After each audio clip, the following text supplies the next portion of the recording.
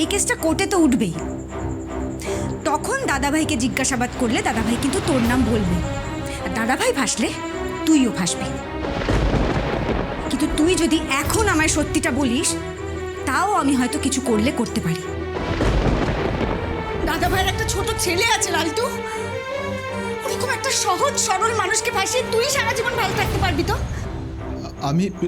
আমি শতদ্রুদাকে ফাঁসাতে চাইনি, বিশ্বাস করো আমি বাঁচাতে চেয়েছিলাম, কিন্তু অনেক দেরি হয়ে গেল। পরে সব কথা হবে, এখন তুমি পালাও। মানে আর তোমাদের বাড়ির দিকে পুলিশ যাচ্ছে, পালাও, আর 1 মিনিটও দেরি করো না। শতদ্রুদা আমাদের আসল ব্যবসা কি জানতো না।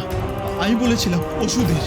বিশ্বাস করো দিদি, বিশ্বাস করো, যেদিন শতদ্রুদা ধরা পড়লো সেদিন ওই বাক্সে আসল ড্রাগ ছিল না, সব নকল মাল ছিল।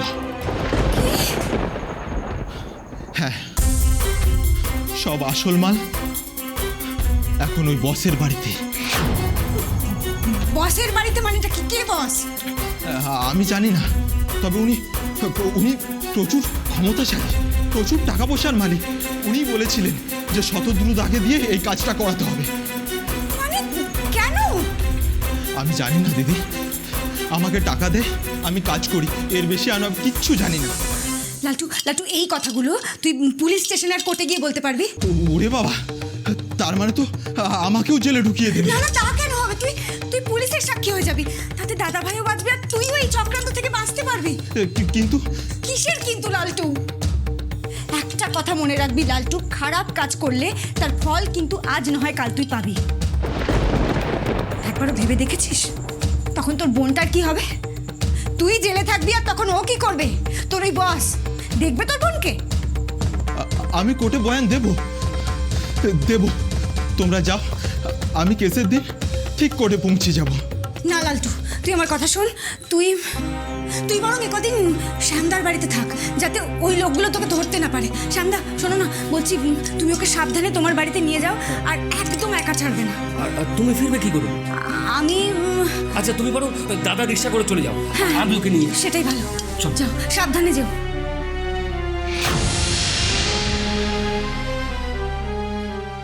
লালটু বলল সেদিন দাদাভাইয়ের ওই বক্সটাতে ড্রাগ ছিলই না, তাহলে কেন পুলিশ দাদাভাইকে অ্যারেস্ট করলো? ড্রাগের ব্যাপারে লালটু বয়ান দিলেই সবার সামনে সবটা পরিষ্কার হয়ে যাবে। এবার শুধু আমাকে জানতে হবে টাকাটা আসলে কে চুরি করেছে। হ্যাঁ বস, লালটু বয়ান দিতে রাজি হয়ে গেছে। কি বলছোটা কি? মা খারাম, এত সাহস! এই লালটু এখন কোথায়? হ্যাঁ, কোথায় লালটু এখন? ওই চাওয়ালা শ্যামের বাড়িতে।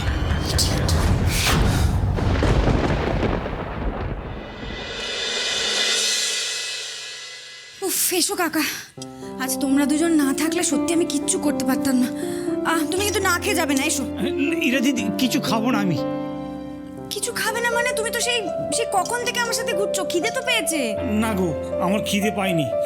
তুমি যাও দেখি, ভেতরে গিয়ে বিশ্রাম নাও। আচ্ছা ঠিক আছে, দাঁড়াও 1 মিনিট।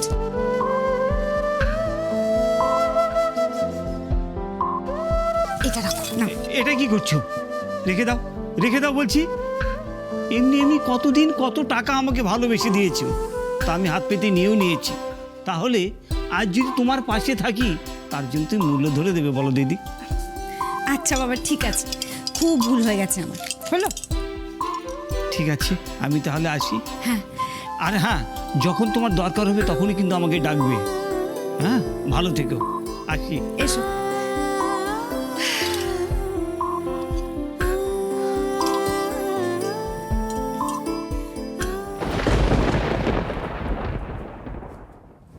আপনি ঘুমোননি এখনো? ঘুমায়নি মানে? আপনি মাঝ রাত অব্দি রাস্তায় রাস্তায় ঘুরবেন আর আমি নিশ্চিন্তে ঘুমাবো? আপনার কি মনে হয় আপনার জন্য কারোর কোনো চিন্তা ভাবনা হয় না? যদি সত্যি আমার জন্য চিন্তা হতো তাহলে এখন আপনি আমার পাশে থাকতেন, এখানে দাঁড়িয়ে এই প্রশ্নটা করতেন না। একবার আপনি মুখ ফুটে বলতে পারতেন আমার সাহায্য চাই। আমি কি আপনার কাছে সত্যি মিস্টার চ্যাটার্জি, আপনি এতদিনেও আমাকে এইটুকুও বুঝলেন না। আমি বোধহয় সাহায্যটা ঠিক ওইভাবে চেয়ে নিতে পারি না। কিন্তু আমি আপনাকে বলেছিলাম, আমি আপনাকে বারবার বুঝিয়েছিলাম যে আমার দাদাভাই নির্দোষ, কিন্তু তাও আপনার মনে হয়েছে আমার দাদাভাই ক্রিমিনাল। আপনার দাদা ভাই, আপনার পরিবার, আপনি একবারও বুঝতে পারছেন না আপনার আর আমার মাঝখানে ওনারা বারবার ঢুকে পড়ছেন? আপনি এসবের জন্য আমাদের কথা ভুলে যাচ্ছেন। কেউ কারোর মধ্যে ঢুকে পড়তে পারে না মিস্টার চ্যাটার্জি। আমরা কাকে মনে রাখবো, কাকে ভুলে যাব, সেটা সম্পূর্ণ আমাদের উপর নির্ভর করে। আমার পরিবার তো আমার সঙ্গে ছিলই, তারপরেও যেরকমভাবে আপনি আমার জীবনে এসেছেন, ঠিক সেরকমভাবেই আপনি আমার জীবনে থাকা সত্ত্বেও আমার পরিবারের পাশেও আমি থাকতে পারি। ইনফ্যাক্ট আমরা দুজন মিলে আমাদের পরিবারের পাশে থাকতে পারতাম। একবার ভেবে দেখুন মিস্টার চ্যাটার্জি, আপনিও কি আপনার পরিবারকে ছাড়তে পেরেছেন? আপনি কি আপনার পরিবার মানে মানিকে ছাড়তে পেরেছেন? আমার কথা অবিশ্বাস করে আপনি তো মানিকে বিশ্বাস করেছেন। আমি জানি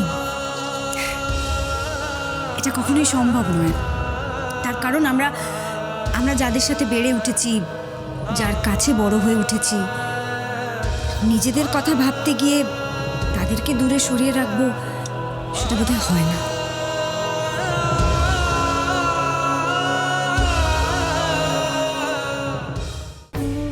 সম্পর্কের এই দিকটা বোধহয় আমরা দুজনেই বুঝি, কিন্তু তাও কত সহজে আমাদের বিশ্বাসে চিড় ধরে গেল।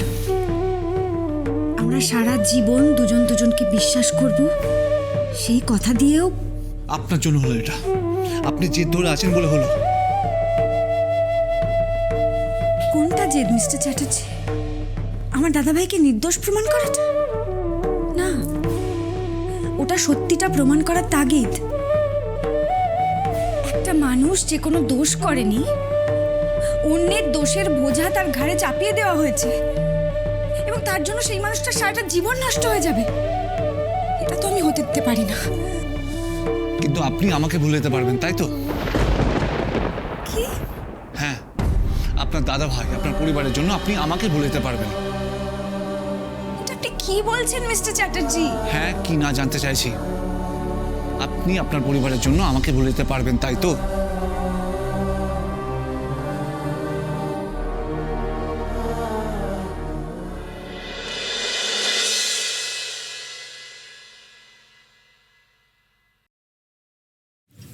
দাদা, কাকে চাই? ব্রত সেন আছেন? এটা ওনার বাড়ি তো? না, এটা হ্যাঁ, উনি এখানেই থাকেন। কি দরকার বলুন? উনি আর ওনার ওয়াইফ কাল আমাদের দোকানে এসেছিলেন একটা সোনার চেন কিনতে, কিন্তু ভুল করে আমরা অন্য কাস্টমারের অর্ডার দেওয়ার চেনটা ওনাকে দিয়ে দিয়েছি, আর ওটাই বদলে দিতে এসেছি। ওনারটা ওনাকে দিয়ে আমাদেরটা নিয়ে যেতে চাই। ব্রত আর ঝিলি সোনার চেন কিনছে? এই লোকটা এর সামনে কি করছে? সোনার চেন কেনার মতন টাকা ব্রত কোথা থেকে পাবে?